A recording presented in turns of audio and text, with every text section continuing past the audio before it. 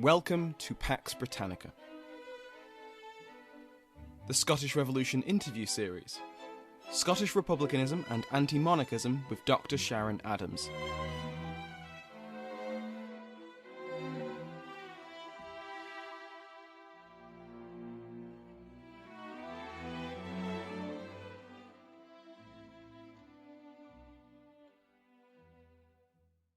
Welcome to the Pax Britannica Scottish Revolution interview series. Today I'm happy to speak with Dr. Sharon Adams, an independent researcher now based in Germany after several years at the University of Edinburgh. She is a specialist of early modern Scotland and the Covenanting movement, and co-edited Scotland in the Age of Two Revolutions with Professor Julian Goodare. Her chapter in this volume, In Search of the Scottish Republic, is a brilliant analysis of Scottish political thought during the revolutionary period, including the decisions Scots made in the aftermath of Charles I's execution. Dr. Sharon Adams, thank you so much for joining me today. Thank you for having me.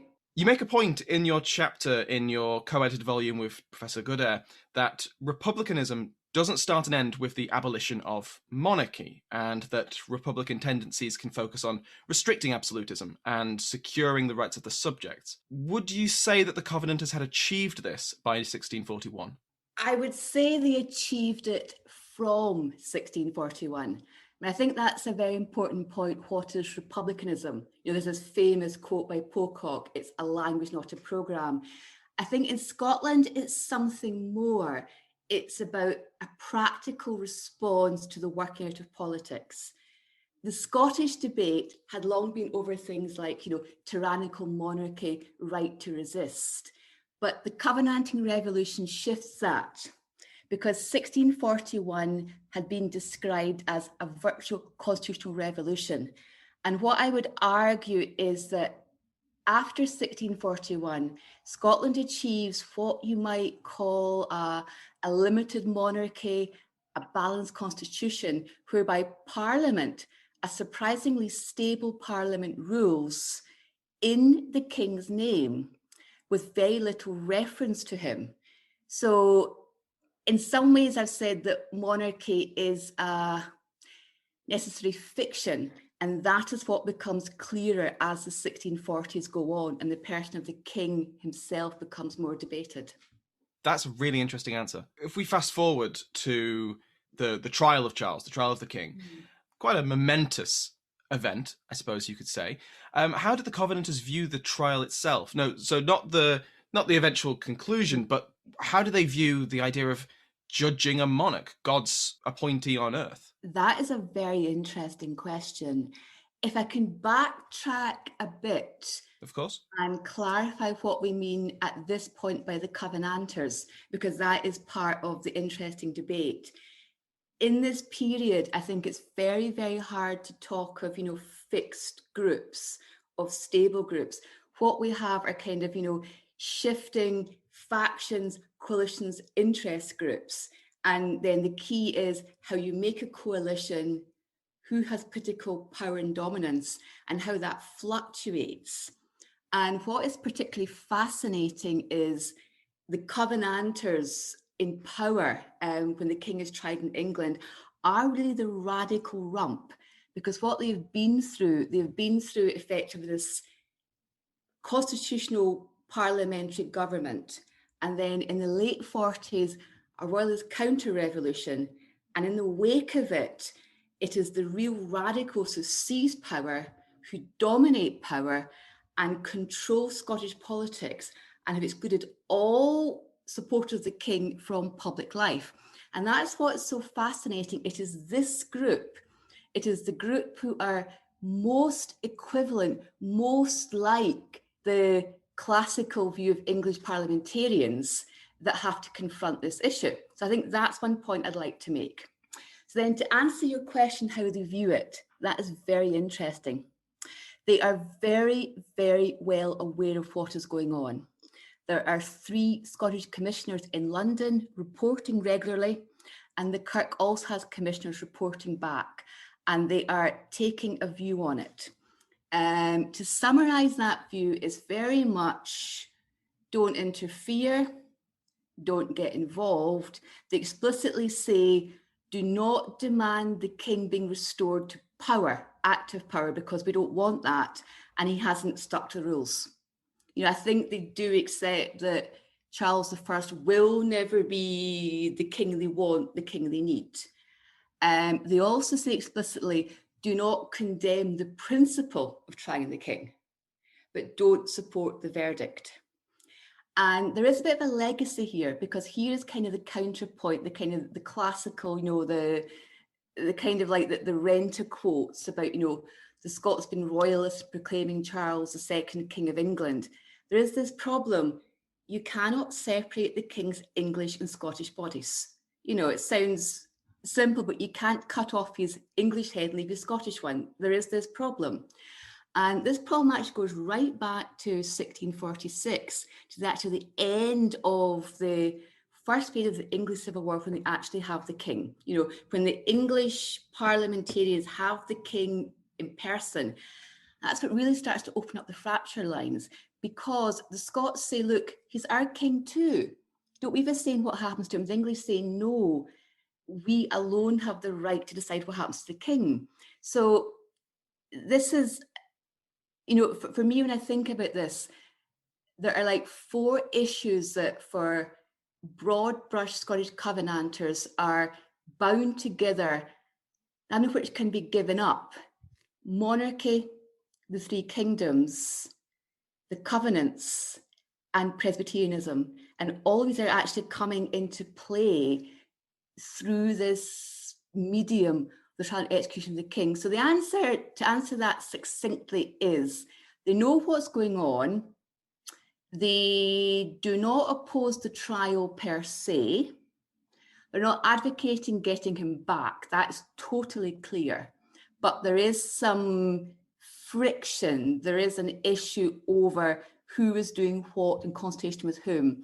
And the point that we have to remember is the people in power at this time are the Scottish radicals. They are the most radical Covenanters of this period. Something that struck me reading the National Covenant and other documents like it is the confusing way that these essentially rebels against the king, throughout all of their documents, all their propaganda, they are insisting they stand by the king's rights and privileges and all this other stuff. And yet they are taking up arms against the king. And there's this distinction that they try to get across, so that they are loyal to the crown, not necessarily to the person wearing it. Is that contradictory, or is there more to it? Now, that's a good question. Yes, it is contradictory, no doubt about it, 100%. I think different things lie behind it. One of the things is that the National Covenant, especially, been drawn up so early in 1637-8, you really are looking at a mass subscription document that's designed to appeal to as many people as possible. It is deliberately not radical. It can't be radical. I mean, the National Covenant is quite a fascinating document. I just love there's almost a romance. I remember sitting in the archives one day and I ordered up something labelled Scottish Miscellaneous 17th Century. It was in the British Library. And what came was a National Covenant on a sheep. You could tell where the arms and legs had been.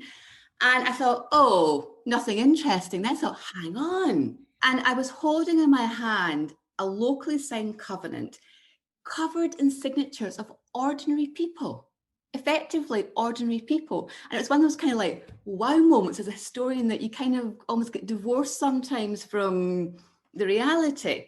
I think that's an important thing to remember, that the National Covenant especially isn't some kind of political manifesto or greatly worked out. It is debated, it's negotiated, it is a compromise, it's a fudge. It has to be, to make it as widely accessible. And at that point, many people who we later call royalists, supporters of the king, are in the Covenanting movement, which is being seen as maybe a protest against specific issues. Now, to take your debate a bit further, there is an argument that even as early as this, there are so-called incendiary devices buried within it. And some of these do surface later again throughout the 1640s. Because here's the question. They pretty much always toe the line of, we are here to support the king, his position, his rights, blah, blah, blah, blah. Over time, this kind of gets qualified, as long as he upholds these conditions. And the conditionality in the monarchy is always things like rights and liberties of Parliament, General Assembly, the Covenant, Presbyterianism. And here's the interesting thing. The National Covenant, which on the surface of it appears as fairly pro-monarchical document, over time can be read as subordinating the king to other things, to other rights, apart from monarchy. And in 2021, that doesn't sound much. But in the 1630s and 40s, saying the king is subordinate to anything, especially anything apart from maybe God, is actually quite radical. Brilliant answer. There's a term used by another podcaster, historian, Mike Duncan, who creates the Revolutions podcast series. And he has basically looked at, as the name would imply, lots of revolutions throughout history. And there's a trend he's noticed, and he's coined the term the entropy of victory. So once a revolutionary coalition achieves their aims or is close to achieving their aims, a lot of the discrepancies and disagreements that had been papered over start to become more and more relevant. Once you start to see the finish line, you think, what's going to come after? Does that play a role in the breakup of the Covenanting movement? Once it became apparent that they had to find answers to these vague conditions, that it started to lead to a collapse of that unity? 100%. I think that's a very important point regarding Scotland in the 1640s. I mean, I'm being mischievous here, but, we kind of hail England as the beginning of the parliamentary regime and the earliest experiment. I would argue being just troublesome, but I kind of believe it, that the Scottish Parliament in the 1640s was, if anything, a more stable governmental regime with a broader base of support. But it partly rests on this fictive use of the king and the king's name, because the king is the source of authority. And that's the problem. It sounds simple to us to create an alternate regime, but where does sovereignty come from? Where does authority come from? These are relevant questions that we still ask today, just we have a different answer than the king or God or whatever. And in a way, as long as they're fighting, it's quite easy. Mm-hmm. The cracks really come with the end of the First Civil War in England. When Charles is kind of out the picture, he's in a place of safety. Apparently, we shouldn't cause trouble, but he can, being Charles I. And then the cracks really come. And this is when you really have the resurgence of the Royalist Party, the Royalist movement in Scotland, who've been kind of kept out of public life, comes over a debate about the king's safety. That's their way back in. The king is not safe. And this is how you have this counter-revolution, and get to this point in the late 1640s where the radicals are in charge. Now, we have achieved stability again, but the problem now is the regime in power have a very narrow support base. This is not the broad-based movement of 1641. The Covenanting movement of 48, 49 has a much narrower power base, has purged everybody out of public life who's not, on the right side, so to speak. They're not put in place by the church, but the church, the kirk, is an important ideological bulwark for them, and that's an issue. But they're still using this fictive of the king's sovereignty, the king's authority, interpreting in a kind of very narrow way. And this is why the question of what do we do if there's no king, that just blows everything out the water. And I would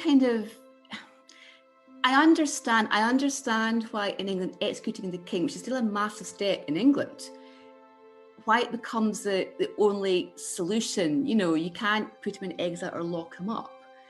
But the minute, I would actually argue, it's not the Scots who caused the trouble in 49, it's the English. What they do is the incredible step of not just executing him, but declaring a republic. And what that does is it really leaves the Scottish radical regime in a very difficult place. And of course, think about it. If the English having Charles I just in prison was kind of like a way back in of the Royalists, what about the regicide? The regicide really blows everything out the water. So yeah, there is this atrophy, which I think actually comes earlier in 46. And this is worked out in various stages of revolution. And that is then why in 49, the issue of the monarchy, the regicide, the succession is incredibly controversial. And, you know, the dilemma, what do you do, is a very real one. And of course, what they do in the end is they proclaim Charles's son king. Interestingly, not just King of Scots, but King of Great Britain as a title. Why did they choose that title? Did they know? Surely they realised how incendiary that title was when half of that title was declaring itself a republic. Now, that's an interesting question. One, do they know? They don't. The English have executed their king. The republic comes a month later. Now, you think about it, what's the more logical step in this setting? A republic or another figurehead monarch? The other thing to think about is, what are they doing? They do it very quickly. They do it almost immediately in getting the news. And the title is interesting because it's not just King of Scotland, King of England. They declare Charles II to be king in all of his titles, including, of course, the interesting France is still claim. I would argue it's formulaic. It's what you do. And they declare him king simply on the base of right of succession. He is king because he's father's son. But here's a really interesting thing. They declare him to be legally king, but they do not say he can use his royal power. They separate the two. He is declared to be king, but he does not enter his royal power until he has satisfied conditions. And it will take a year between this declaration and his coronation, a coronation in which his rule is still limited and circumscribed and conditional.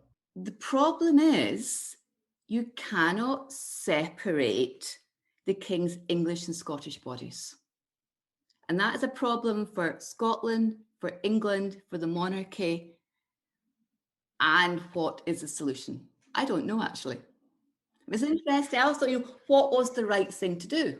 It's a bit of a counterfactual question, but if they'd only proclaimed him King of Scots and left England and Ireland and even France out of it, would that have still led to war in your opinion? Would that have, because surely Charles would want to recover his other titles. I know it's a debate, but I quite like counterfactual history, what if history, if the facts in question were potential options, especially when thought about. I think that's what's interesting. My immediate answer, and an honest one, is I honestly don't think the thought ever crossed their mind. I don't think what they did was a great conscious step. I think it's just, the king is dead, long live the king. That's what you do. That's who he is. That's his titles.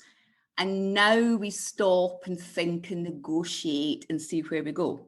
I don't think it's a product of a long thought, but I don't think even anything is meant by it. The other thing I think we're getting into here is the extent to which the Scots, the Covenanters, no matter who, cannot think out of this three kingdoms Anglo-Scottish context. And here's something interesting. I said there were kind of four things that are kind of not negotiable, or they hold on to: monarchy, Presbyterianism, three kingdoms, the covenants. The group in charge at this time really believe in the covenants. They adhere to the covenants, and the covenants are not just religious, they're legally binding. And the Solemn League and Covenant to them is a solemn agreement signed with England that stays forever. They cannot go against it. And to proclaim Charles King Just of Scotland would actually have breached the covenants. So that's, in answer to your question, I think it's why it doesn't even cross their minds. I think they really hope things was just, Charles II, he's king, we go on like before. The first thing we do after it is actually to get seals made in the king's name, the new king's name, to go on governing. But to answer your question, would it have led to war? Yes.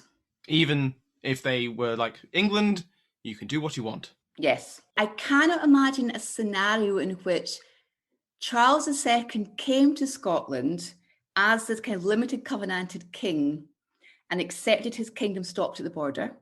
I find that hard to imagine. Equally, I find it hard to imagine that Cromwellian England would have accepted that on the northern border. Scotland would have been seen as a threat to English security and they would have invaded. I do have evidence for that as much as I can. Again, it's slightly counterfactual, but when you see how England, I'm using England in very broad terms, the parliamentarian regime, army, Cromwell and friends, how they respond to what's called engagement, which is this, Scottish brief support of Charles I in 1647. The Scots actually invade England and they lose horribly. But then English troops come into Scotland and they have to because they want peace on the northern border.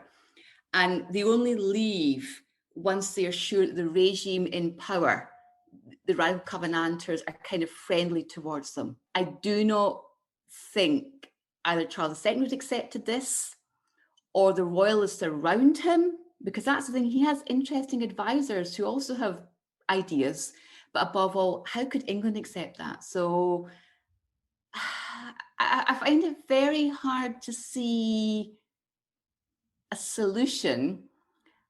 Maybe the solution would have been, in fact, well, here's an interesting thought. What if England had followed Scotland's model? Why not? And proclaimed Charles II. Yeah, but not let him have any power. Not let him do anything. That was the Scots' plan. That was the plan. Have a king, have authority, have legitimacy, stop the royalists rallying around a cause, but he has no power. England could have done that. It's what they've kind of been doing as well, isn't it? However, I don't know. How stable was that? There was always the threat, as long as, the king was alive, at large, believing he had power. Well, the only solution is to do what France did a century or so later. That's a bit drastic and that's just not on the agenda. But I think that is it. As long as people are alive who believe that this is their blood right, their birthright, and they have enough supporters, can it ever be stable? They do proclaim Charles II, and like you say, they start negotiating with the new king in exile. How do those negotiations go? At the start, very badly. The first ones come back and go, him, can't talk to him, he's an idiot. Well, I'm paraphrasing, but, at the beginning, Charles does not want to compromise either. It goes badly. But as time goes on, as it becomes clear that, England is going one direction, as it becomes clear that there's not going to be a royalist uprising in Scotland yet, things start to crystallise. I mean, it's a long negotiation period, it really is. That, he cannot even set foot in the country or exercise his power. And what is interesting is during this period, it's still the radicals in charge in Scotland, and they are actually doing things that should be the king's prerogative, should be the king's job, but they're doing them instead. An interesting question, again, it's counterfactual, is what if Charles II had never compromised? Would he have got to come back? And maybe not, or maybe not for a very long time. So they go badly at the beginning, but over time, I think it becomes clear to Charles this is his only hope, his only chance. He compromises. In hindsight, he thinks he's humiliated, he possibly was, and he does come back. But, the rhetoric For example, at his coronation, it's incredible that, they're preaching about, a limited monarchy while they're crowning a king. Crowning a king and saying at the same time, and your power is limited. It's quite striking. I'm not saying it's republicanism, though in the language of republicanism, you could certainly classify it, but I wouldn't call it royalism. When Charles is crowned at his coronation, it's just over 25 years since his father came to the throne. And I wonder, as an illustration of quite how far the constitutional changes had gone, what would be the most obvious differences that Charles II faced as soon as he comes into his power that would have been completely alien to his father 25 years ago? Oh, practically everything about it. Who was there, the ceremony, the fact he is obliged to sign the covenants, the sermon preached at his coronation. We actually have the text, and that is really quite striking. What the king had to sit and listen to. What should be the high point of his monarchy? Who places the crown on his head? The Marquis of Argyll. Everything about it. And again, the fact it is delayed, the fact he doesn't come back to be crowned. He is crowned almost not an afterthought, but it's not the royal coronation. It's not what you expect. I mean, they say he hated every minute he spent in Scotland. And that's what he said when he eventually came. He said he hated every single minute, and it wasn't just the weather; it was how he was treated. Every single minute was like torture, because every single minute was almost rubbing his nose in it. Literally, there are cartoons at the time of, showing how the king is being humiliated. And I think, we see that after 1660, that's how Charles II sees it. He basically hated Scotland. For him, it is a vehicle back to power. It would have been, his whole time in Scotland would have been very, very strikingly different. That he was not ruling, well, as his grandfather did, but, even his father's visits. But then, of course, quickly gets overtaken by preparing for war. That's the thing, that there's no stable period between the return and the start of war with England. He never really gets to play this out. The coronation is against the backdrop of, war is coming. So it's a very, very different scenario. And generally what I've seen and what I've read about the negotiations and what Charles agreed to is the consensus almost that Charles never planned to stick to any of what he agreed. Is that your conclusion as well? Yes. And actually not just mine, because that's what you really see. Because what becomes interesting, when this ends in war, and after the first cataclysmic defeat at Dunbar in September 1650, and that's the one that just ends everything. But they're very different, because the army at Dunbar is still the army of the Scottish Covenant, of the purged, of the godly. The army at Worcester is kind of like everybody left, everybody can come back, and it really does. It ends with the Scottish nobility pretty much destroyed, in prison, impoverished. It leaves Scotland basically in a horrific state. But what you actually see is the next kind of break point is actually after Dunbar. After this defeat at Dunbar, what do we do? And you really see, this is when kind of like the radical wing of the radical wing, because we're kind of going kind of more radical go along, they really start questioning, the king is ungodly, the king is untrustworthy. And a lot of them really never believed a word Charles II said. They never believed it. People like Johnston of Worcester were always a bit suspicious of what he said. And you really see them kind of coming out of the woodwork and saying, this king is untrustworthy, but as the last one, we can't believe him. He won't stick to his promises. He's the problem. He's why we lost. And one of the documents issued actually says, we will no longer fight for this king. So I think that's the thing. He always compromised under duress. He never believed it. He was never going to stick to it. And a significant number of people actually think he never did believe it.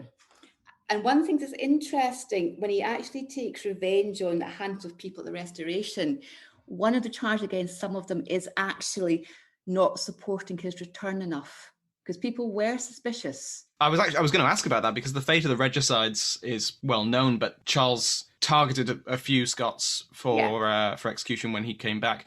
Were these purely grudges from his earlier return, or were there more political pragmatic reasons to get someone like Argyll out of the picture? Yeah, I mean, it's interesting. He targets these three people.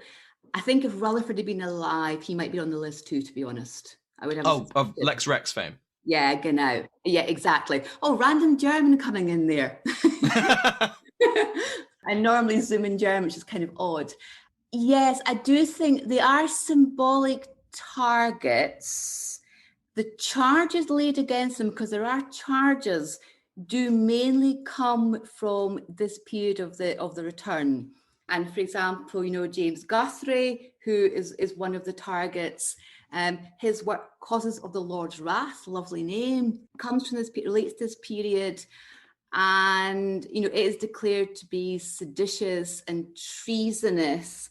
And he himself says, well, yeah, maybe you could read it that way. I think Charles's grudges are out of this period. And the people he targets were all linked with either not supporting his return enough, or with critiquing or limiting him. So, yeah, I think there's a definite link here. These are the Scottish...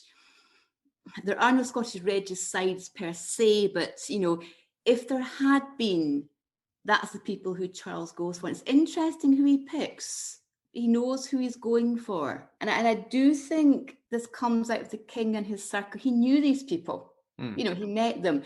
This isn't like other kind of similar things where you have an advisor, taking out a rival. It's not that kind of thing. Maybe Argyll, maybe taking Argyll out the picture for some people is important. But I do think there is something, it's personal, but in this very political way, linked with the return and the limit, and this whole idea of, the king's limited power, that definitely surfaces in the charges against them, yeah. Dr. Sharon Adams, was there a Scottish Revolution? Now, that is an interesting question. My one-word answer is yes, but I think I'd like to recast the question and actually answer and say, I think there is certainly revolution and counter-revolution, and in fact, there's maybe more than one revolution at this period. And what I'd add to that is how I think I would justify my yes is not just my perception, but I do think there's a sense that contemporaries were aware that they were doing something different, that they were turning politics, society, polity upside down. Yes, they stress continuity, they stress legitimacy. Anyway, the very fact they have to do that indicates to me they are aware that they are doing something revolutionary. What a fantastic answer. Thank you so much, Doctor, for coming on. What are you currently working on? What are your current projects? Anything that the listeners might be interested in having a read of?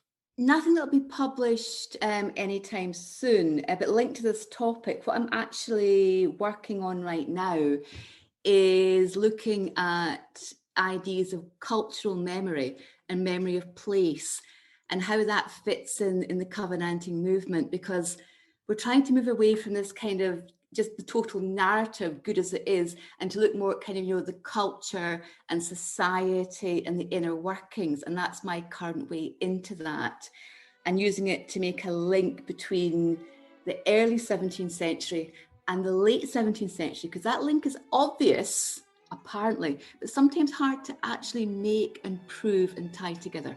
Sounds fascinating. Again, thank you so much for coming on. This has been a really enjoyable interview, and I'm sure the listeners have loved it. It was all my pleasure, genuinely.